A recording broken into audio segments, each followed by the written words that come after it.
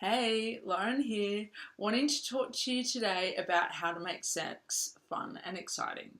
It's a question I get in emails when I shout out to my newsletter, hey, you can ask me a question, any question.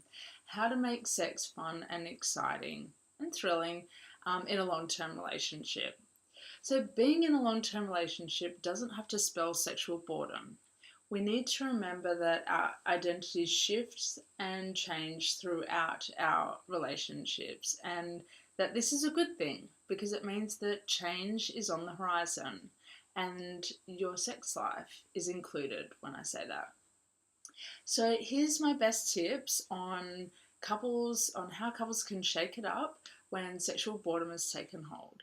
And just as a bit of a hint, it's more about mindset than what you actually do in sex. The first thing is to get really clear on what qualities you want to bring into your sex life from the get-go. So stop focusing on what isn't happening in your sex life unless there's major conflict, anger, and disgust that's really stealing the show. If what's bothering you is just the plain boredom variety, then stop giving it all the focus and attention. And the more we get caught up in my sex life is stale, my sex life is boring, there's nothing going on, the more our feelings are going to respond to those thoughts, and the more that's going to become our sexual reality. And you've probably already worked out they don't get the blood flowing in the right direction. So what is it that you want to bring into sex? Is it excitement? Is it thrills? Is it fun? Is it variety? Get really clear on what will shake your sex life up so you can get closer to what you want it to be. So be really proactive rather than passive in this sense. When you've sourced the quality or the characteristic you're looking for, you can start to envisage, just using the example of fun, a fun sex life and fun happening. And that's because your version of fun and my version of fun are different.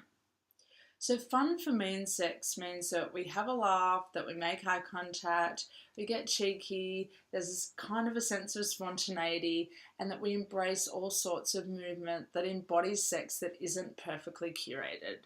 That for me is fun.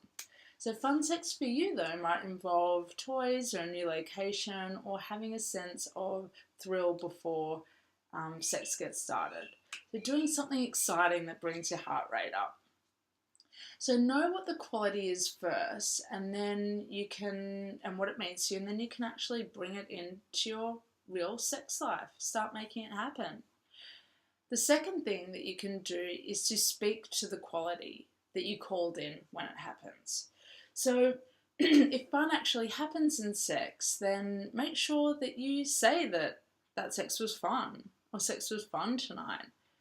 At the end, if sex hasn't had a lot of noise or a lot of words shared or a lot of sound, then just look at your partner and say, that was really good. That was really fun. Those words create an anchor for that experience. It solidifies and cements fun happening in your sex life and lets you know that you can create more fun memories together. So this is really incentivizing for you. So when my husband makes eye contact with me and says that was fun, even if I suspect he had more fun than I did, just him saying it alone makes me look back and see that, yeah, that was fun. It was really positive, and that positivity is infectious. It's encouraging and it brings more love into my memories of the intimacy that we just shared. Number 3. Don't become attached to the quality that you want in sex. I recognize that this is what we're already talking about. Yes, you want to call in a quality, like fun, but try not to see it as a goal or an expectation for sex. Sometimes this sets us up to fail, and when we want doesn't materialize, we can be left with heaps more frustration and less motivation. So really go into sex with an open intention of, I'd like to bring fun into sex. Saying it in this way is a form of ownership and means that you aren't putting pressure on you or your partner for something that must happen. Okay?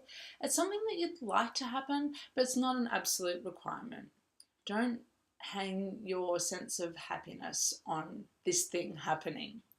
So not being attached will mean that when it doesn't happen, the pendulum in your mind doesn't swing to this limitation of sex is really boring, it's always boring, what I want never happens, this doesn't work. Anything that feels really, really negative or limiting.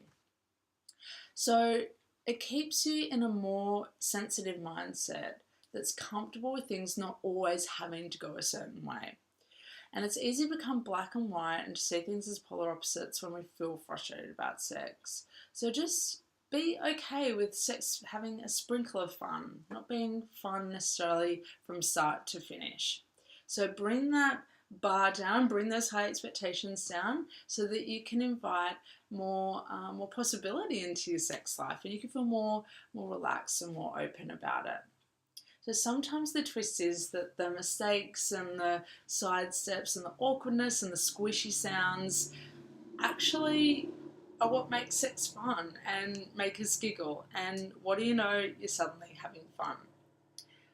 Have fun in your sex life, get a few thrills, shake up the boredom, be proactive, and good luck. I'll see you soon.